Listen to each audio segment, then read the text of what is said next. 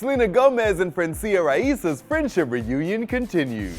The Jonas Brothers Boston show was one for the books. We've got more major Latin Music Week announcements. We catch up with Mario at our Hip Hop Power Players event, and we see how well Echosmith really knows each other. It's Wednesday, August 16th. I'm Tetris Kelly for Billboard News, and let's get this hump day started off on a good note. Me and my girls, indeed. Selena Gomez and her bestie Francia Raisa are back at it, having several girls' nights out, including knocking down some pins last night in LA. Are they over the drama? Well, we're talking about it. Me and my girls, me and my girls. After having dinner at Giorgio Garibaldi in Santa Monica last week, the two were back at it again, bowling with friends in Studio City last night. Francia was Selena's kidney donor after Gomez needed a transplant due to her battle with lupus. The two had a bit of a public falling out after Selena referred to Taylor Swift as her only friend in the industry. Baby, now we got bad blood. Hey! Francia recently said the bad blood is no more after Selena wished her a happy birthday. We're happy to see the two BFFs hanging out, and we're so excited for new music heading our way as well. Hi, I love you, Cecilia. Never worry about boyfriends at all. From Disney girls to Disney boys, the JoBro Show was the place to be last night. The Jonas Brothers concert was chock full of viral moments. Let's break it down. Nick Jonas took a bit of a tumble during the Jonas Brothers show in Boston, and it was caught from multiple angles, but he quickly recovered after falling into a hole on stage. But that wasn't even the biggest surprise of the night.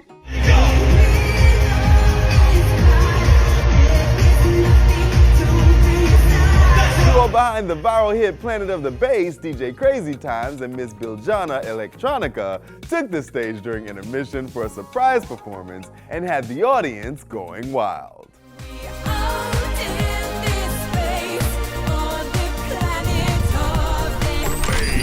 Turns out Kevin and Nick invited them to perform for Joe's birthday, and the crowd was, well, confused. And I'm still not over the whole thing. Alert, alert!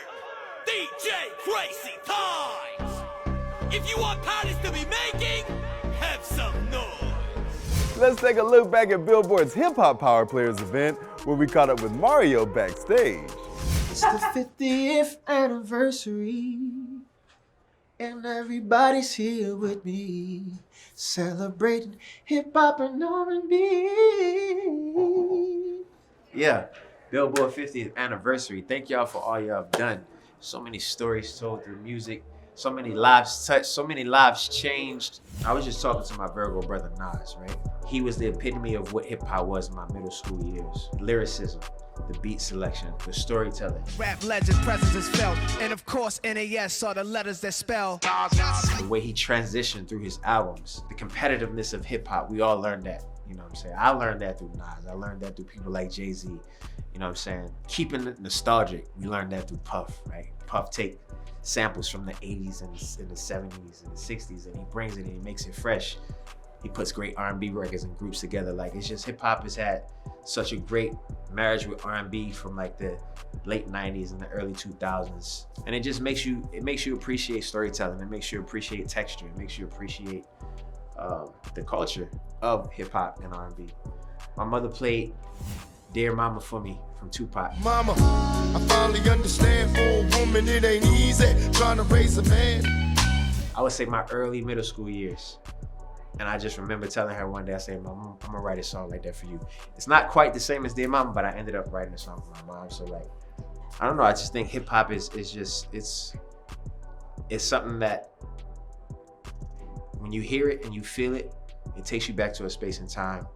R&B, when you hear it and you feel it, it makes you wanna express yourself. It makes you feel something. It makes you feel your emotions. It makes you feel your vulnerability, you know? Good R&B, I feel like, so. Man, it's here. To me, I want to see some of the artists today having longevity. Because I feel like longevity is the only way to really like understand who an artist is meant to be in the culture. And I like when I see artists have long careers. This is my 21st, I just celebrated my 21st year in the music game. This is my first album. drop. And it moves so fast. It's a very fast-paced business. So, you know, to new artists out there, man, take your time. Enjoy every moment of it. It's all a part of your journey. Billboard, what a fucking journey. Excuse my French. Now it's time for a Latin Music Week update. The biggest week in Latin music is only getting bigger, as we have more powerhouse artists to add to the roster.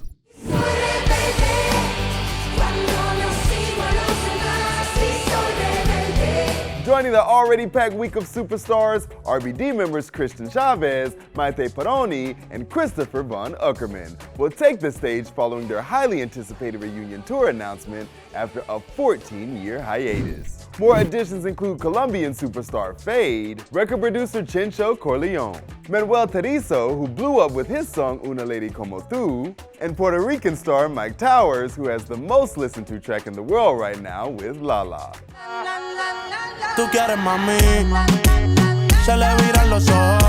It all goes down October 2nd through 6th in Miami.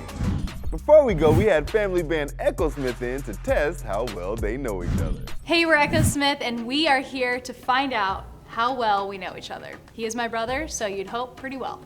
Let's find out.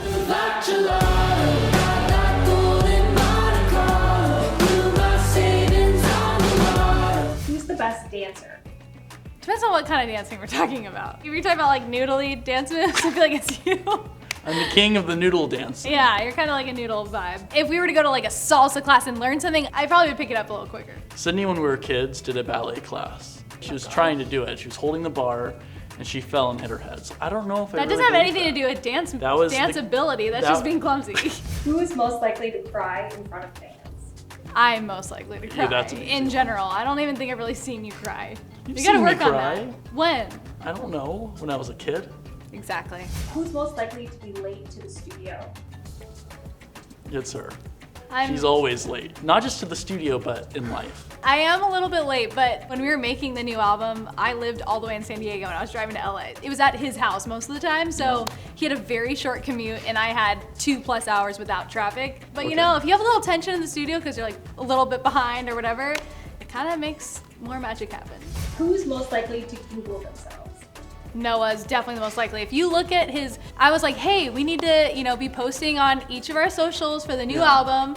And I'm like, Noah, don't forget, you haven't really posted much, right? One of his only posts has a screenshot. It's a photo dump of lots of things. Yeah. And one of them is like, how popular is Noah Sierota? I'm like the 26,000th most Bass famous player. bass player. No, I think I'm higher up on bass You're player. the number 2 most famous bass player born on January 1st. That's gonna who make Echosmith number has. 1. So you should listen to the album because he is number 2 out of people born on that day who play bass. I really want to It's be not number specific 1. at all. Who is most likely to mess up during a live performance? I'd say I'm the most likely to mess up in a live performance. I just sometimes space, you know? It's okay, we're practicing for the next tour. We are. I'll be very prepared. We're gonna be very prepared. And we do have a European UK tour coming up. And that's a whole new set, like that's when we're playing the whole new album and all that, like for one of the first times. So we got some practicing to do. Who gets the most starstruck? I probably get the most starstruck, right? Yeah, I don't think I've ever felt that sensation. But it's for you, it's very specific excited. people. Like when you met Adam Sandler, you're Yes. starstruck. I mean, who wouldn't be? He's a big deal. When I meet Jack Black one day, which will happen, I'm sure I will feel very starstruck. Yes.